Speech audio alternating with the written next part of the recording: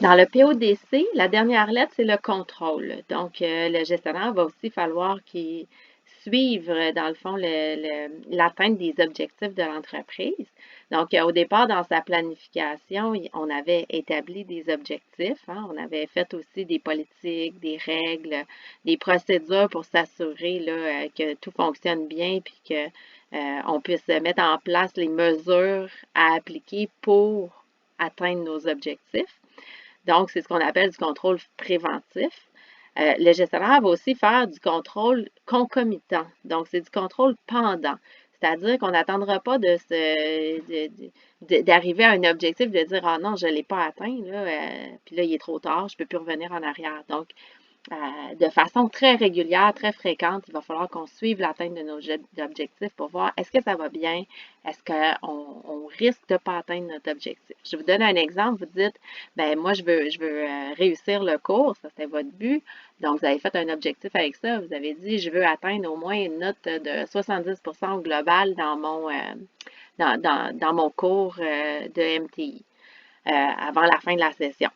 OK, mais est-ce que tu vas attendre à la fin de la session, puis là, tu vas dire, ah non, j'ai atteint 55%, puis je ne l'ai pas. Non, à chaque fois, il va y avoir une évaluation, tu vas regarder le résultat que tu vas avoir obtenu, puis après ça, ben, tu vas suivre. Si c'est pas, tu n'as pas atteint le résultat que tu voulais, tu vas travailler en conséquence pour que la prochaine évaluation, ça se passe mieux, de sorte de progresser pour arriver à atteindre ton objectif ultime qui était d'avoir 70% d'ici la fin de la session. On va faire aussi le contrôle rétroactif. Donc, une fois terminé, est-ce que je l'ai atteint mon 70%? Qu'est-ce qui s'est passé? Qu'est-ce qui a bien été? Qu'est-ce qui n'a pas bien été? La prochaine fois, qu'est-ce que je vais faire de différent? Donc, le gestionnaire, c'est la même chose qu'il va faire, mais pour l'entreprise. Au niveau du contrôle, on va utiliser des indicateurs de performance qui sont davantage connus sous le nom de KPI en anglais.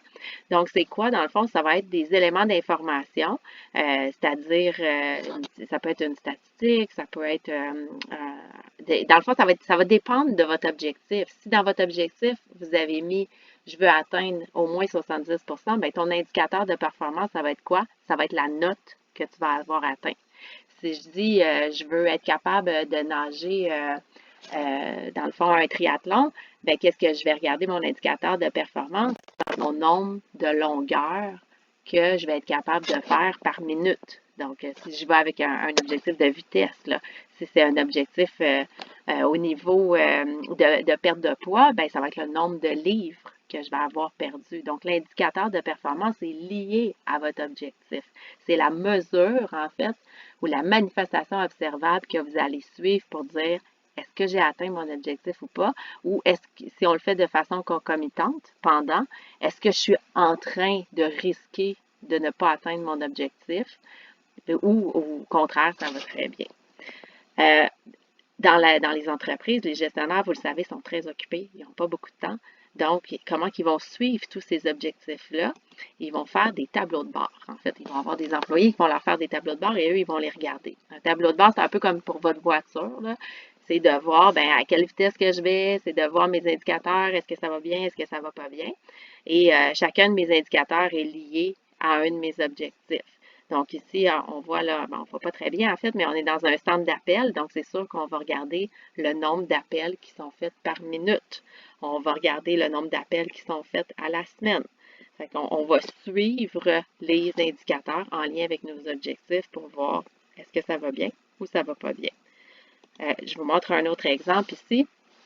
Même principe, on va avoir à la hausse, à la baisse, c'est au niveau à chaque semaine, puis régulièrement, là, on va demander un tableau de bord à nos employés pour faire le suivi, puis dire, OK, est-ce que nos ventes, ça va bien?